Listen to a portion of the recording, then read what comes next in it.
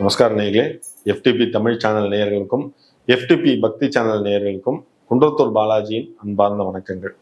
இந்த பதிவில் நம்ம பார்க்க போற விஷயம் என்ன அப்படின்னா, மனையடி சாஸ்திரம், அதை தவிர மனை பூஜை, இதை பத்தி தான் நம்ம பார்க்க போறோம் இந்த பதிவுல. இப்போ நிறைய பேர் என்ன பண்றாங்க அப்படின்னா, ரொம்ப கஷ்டப்படுறாங்க. ரொம்ப கஷ்டப்பட்டு காணி நிலமாவது நமக்கு தேவை அப்படின்னு சொல்லிட்டு அவங்களால முடிஞ்சது ஒரு 1/4 கிரவுண்டோ இல்லை 1/2 கிரவுண்டோ இல்லை 3/4 கிரவுண்டோ 1 கிரவுண்டோ இடத்த ரொம்ப கஷ்டப்பட்டு ரொம்ப என்ன சொல்லுவாங்க, செலவு பண்ணி சிக்கனமா இருந்து சேமிச்சு வச்சு வாங்குறாங்க. வாங்கி அந்த இடத்த வாங்கி அதுல நம்ம இருக்கக்கூடிய ஒரு நல்ல ஒரு வீடை உருவாக்கணும்னு சொல்லிட்டு எல்லாரும் ஆசைப்படுறாங்க. இது நியாயமான விஷயம். யாரா இருந்தாலும் நம்ம படுத்து தூங்கி நம்ம குடும்பத்தை நடத்துறதுக்கு ஒரு வீடுங்கிறது அவசியம். ஏன்னா இன்னைக்கு ஒரு வாடகைன்னு சொல்லிட்டு நம்ம ஒரு இடத்துக்கு போறோம் அப்படின்னா அவங்க டிமாண்டுங்கிறது ஜாஸ்தியாகுது. ஓகேங்களா? இதுல நான் எல்லாரையும் சொல்லல, நல்லவங்களும் இருக்காங்க, கொஞ்சம் என்ன சொல்லுவாங்க, கொஞ்சம் வக்கர நிலையில இருக்கிறவங்களும் இருக்காங்க. அவங்கெல்லாம் பார்த்தீங்க அப்படின்னா டிமாண்டுங்கிற பேர்ல நிறைய கோரிக்கைகள் எல்லாம் வைக்கிறாங்க. நிறைய அசௌகரியங்கள்லாம் இந்த மாதிரி காலகட்டத்தில் இருக்கு நடைமுறையில. வாடகை வீட்டில் இருக்கிறவங்க ஃபேஸ் பண்ணிட்டு இருக்காங்க. அப்படிங்கும் போது அவங்க என்ன பண்ணுவாங்க, கஷ்டப்பட்டு நம்ம ஒரு இடத்த வாங்கி ஒரு இடமா கட்டணும். சில பேர் ஃபிளாட்டுக்கு போயிடலாம், நமக்கு ஈஸியா இருக்கும், கையை மேல சாவியை கொடுத்துருவோம், அவங்க வீடை யாரோ கட்டி கொடுத்துருவோம், ஜம்முன்னு போயிடலாம்னு நினைப்பாங்க. சில பேர் நாளைக்கு நம்மளோட லேண்ட் வேல்யூ நல்லா இருக்கணுங்கிறதுக்காக ஒரு இடத்த வாங்கி நமக்கு என்ன சௌகரியம் போல எப்படி கட்டணுமோ அப்படி கட்டிக்கலாம்னு கட்டிப்பாங்க. ஆனா இவ்வளவு கஷ்டப்பட்டு வாங்கின ஒரு நிலத்துல ஒருத்தர் வீடு கட்டத்துக்கு முன்னாடி அவங்க பண்ணக்கூடிய நிறைய தவறுகள் இப்ப நடைமுறையில என்ன அப்படின்னா, அந்த மனை பூஜை போடுறாங்க. இந்த மனை பூஜைங்கிறது பாத்தீங்க அப்படின்னா எவ்வளவு பேர் அதை கரெக்டா போடுறாங்க, அதை நம்ம முதல்ல யோசிக்கணும். சார், ஒரு விஷயம், நீங்க லேண்ட் எங்க வேணாலும் வாங்கலாம், புரியுதுங்களா? சென்னையில வாங்கலாம், வேற எந்த ஊர்ல வேணா நீங்க லேண்ட் வாங்கலாம். ஆனா அந்த மனைங்கிறது முன்னாடி எப்படி இருந்ததுன்னு உங்களுக்கு என்ன தெரியும்? அதுல ஏதாவது உயிர் சேதம் இருந்திருக்கா, இல்ல ஒரு பிராணிகள் வதை இருந்திருக்கா? ஒரு நாய் செத்து போயிருக்கலாம், இல்ல ஒரு பன்னி செத்து போயிருக்கலாம் அந்த இடத்துல, இல்ல ஒரு ஆளையே அந்த இடத்துல சூசைட் பண்ணி இறந்து போயிருக்கலாம். என்ன வேணாலும் அந்த பூமியில நடந்திருக்கலாம். அப்போ அந்த மாதிரி விஷயங்கள், அந்த மாதிரி என்ன சொல்லுவாங்க, துர்நிகழ்ச்சிகள் என்ன வேணாலும் நடந்திருக்கலாம். இதெல்லாம் நமக்கு தெரியவே தெரியாது. அப்போ நீ அந்த மனையடி சாஸ்திரம், அந்த மனையில நம்ம சொல்லக்கூடிய விஷயம் என்னன்னா, நீ இவ்வளவு ஸ்கொயர் ஃபீட் நீ வாங்கியிருக்க, ஒரு இடத்த வாங்கியிருக்க அப்படின்னா அதை கட்ட ஆரம்பிக்கிறதுக்கு முன்னாடி நிறைய பேர் பண்ற தப்பு என்ன அப்படின்னா, சிக்கனமா, அதாவது யானை வாங்கிட்டான், அவ்வளவு பெரிய பொருள், யானையே ஒருத்தன் வாங்கிட்டான். ஆனா அங்குசத்தோட விலை இந்த யானையை மேய்க்கக்கூடிய அந்த இது இருக்கு, தடி இருக்கு பார்த்தீங்களா, அங்குசம் சொல்லலாம், அதை வாங்கறதுக்கு யோசிப்பான். அதாவது இவ்வளவு பொருள் கொடுத்து யானையை வாங்கிட்டான், அந்த கொஞ்சோண்டு பொருள் கொடுத்து அந்த அங்குசத்தை வாங்கறதுக்கு அவ்வளவு யோசிப்பான் அப்படிங்கிறது நடைமுறையில இருக்கக்கூடிய விஷயம். இப்ப நிறைய பேர் பண்ணக்கூடிய தப்பு என்ன தெரியுங்களா, வீடை வாங்கிட்டான், அந்த இடத்த வாங்கிட்டான், அந்த இடத்துல பூமி பூஜை போடுவான். பூமி பூஜை யாரை போடுறான்னா, அந்த பில்டர் இல்ல கட்டக்கூடியவன் யார் இருக்கானா, அவன் எவனோ ஒருத்தன், ஒரு கொத்தனார், அவன் லுங்கியோ இல்ல சாதாரண வேஷ்டியோ கட்டின்னு அவன் பூஜை போடுவான். பூஜை போட நீ எல்லாம், நீ பண்ற திங்ஸ் எல்லாமே பர்ஃபெக்ட் தான், நான் இல்லைன்னு சொல்லல. நீ என்ன பண்ற, அந்த இடத்துல செங்கலை ஊன்ற, வாஸ்து சாஸ்திர பிரகாரம் ஈசானி மூலை, அதாவது 4 இது பண்ணிட்டு நீ செங்கல் இவ்வளவு செங்கல் அடுக்கிற, அதாவது 9 சில பேர் வைப்பாங்க, சில பேர் 11 வைப்பாங்க, மனையடி சாஸ்திர பிரகாரம் வைப்பாங்க. எல்லாத்தையும் நீ வச்சுட்டு அதுக்கப்புறம் அதுல தண்ணி விடணும், அதுக்கப்புறம் பால் விடுறது, இது எல்லா சாங்கியும் கரெக்டா பண்ணிட்டு இருக்கேன், அதெல்லாம் நான் தப்பு சொல்ல. ஆனா ஒரே ஒரு விஷயம் என்ன அப்படின்னா, அந்த பூமிக்கு கொடுக்கக்கூடிய மரியாதையை நீங்க கொடுக்கணுமா இல்லையா? அங்கதான் இருக்கக்கூடிய விஷயம். இவ்வளவு இடம் நீ வாங்கியிருக்கும் போது அப்போ ஒரு பூசாரியோ ஒரு ஐயரையோ கூப்பிட்டு அந்த இடத்துல ஹோமகுண்டம் வச்சு அந்த இடத்துல ஹோமம் பண்ணணும். முதல்ல ஹோமம் பண்ணணும், அஷ்டோத்திரம். அவங்களுக்கு தெரியும், வரவங்களுக்கு தெரியும் அந்த மனையடி பூஜை என்ன பண்ணணுங்கிறது தெரியும். அந்த பூஜையை அவங்க பண்ணணும். அங்க பண்ணி முடிச்சதுக்கு அப்புறம் அந்த கலசத்துல இருக்கக்கூடிய அந்த ஜலத்தை எடுத்து கொண்டு போயிட்டு அவங்க 4 மூலையிலையும் தெளிப்பாங்க. 4 மூலையிலையும் தெளிச்சுட்டு வருவாங்க. அது தவிர நம்ம எந்த இடத்துல அந்த ஒரு குழி வச்சு அந்த இடத்துல நம்ம செங்கலை முதல்ல ஊனுவோம், பதிப்போம். பதிச்சுட்டு அதுக்கு மேல நவதானியங்கள்லாம் போட்டு நம்ம பண்ணக்கூடிய விஷயங்கள் எல்லாத்தையும் அதுக்கப்புறம் அந்த ப்ராசஸ்ங்கிறத நம்ம பண்ணணும்.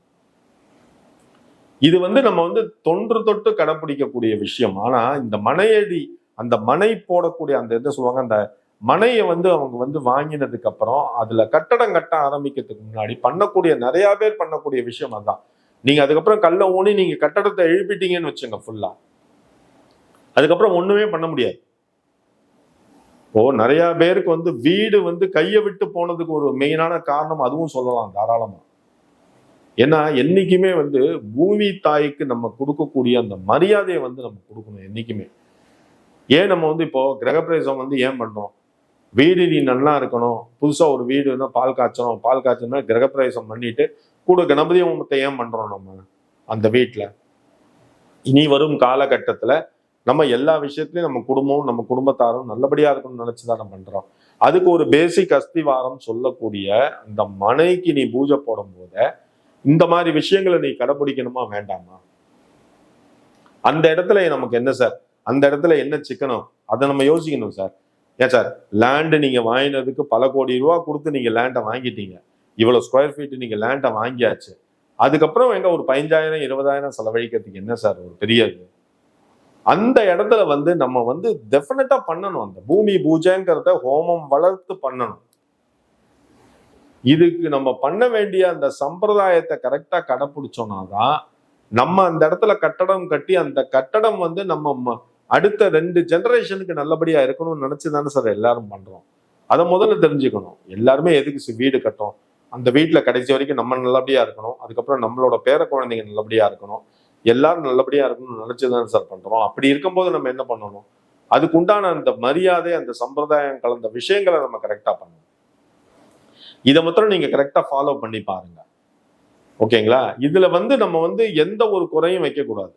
அந்த 4 மூளைக்கும் சில பேர் பண்ணக்கூடிய விஷயம் என்னன்னா, அவங்க பர்டிகுலர் எந்த இடத்துல குழி தோன்றாங்களோ அந்த இடத்துல மாத்திரம் பூஜைகளை போட்டு கிளம்பிடுவாங்க. பண்ணக்கூடாது, தவறான விஷயம். 4 மூளையும் நீ வந்து கான்சென்ட்ரேஷன் பண்ணணும் அந்த இடத்துல. பூமி பூஜை போடும்போது பண்ணக்கூடிய விஷயம்ங்கிறது அதுதான்.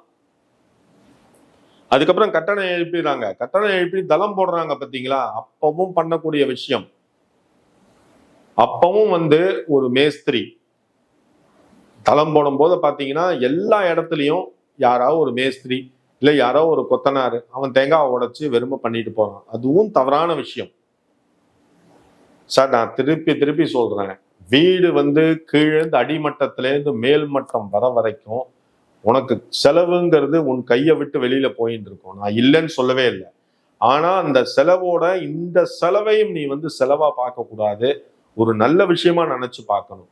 தளம் போடும் போதும் தயவு செய்து பக்கத்துல யாராவது பூசாரியோ இல்ல கோவில் ஐயரோ இருப்பாங்க, இல்ல வந்து புரோகிதம் பண்ணக்கூடிய ஐயர் இருப்பாங்க. தளம் போடும் போதும் அவங்கள கூப்பிட்டு அந்த மூலையில் தளம் போடும் போது அந்த மூலையில அவங்கள வந்து ஒரு விளக்கை ஏத்தி வச்சுட்டு அந்த இடத்துல புஷ்பத்தை போட்டு சில மந்திரங்கள் அஷ்டோத்திரங்கள் அவங்க சொல்லுவாங்க. சொன்னதுக்கு அப்புறம் அவங்களுக்கு வெத்தலை பாக்கு தேங்காய் பழம் எல்லாம் வச்சு கொடுத்து தட்சணையை வச்சு கொடுத்து அனுப்புங்க. மனசார செய்யுங்க சார்.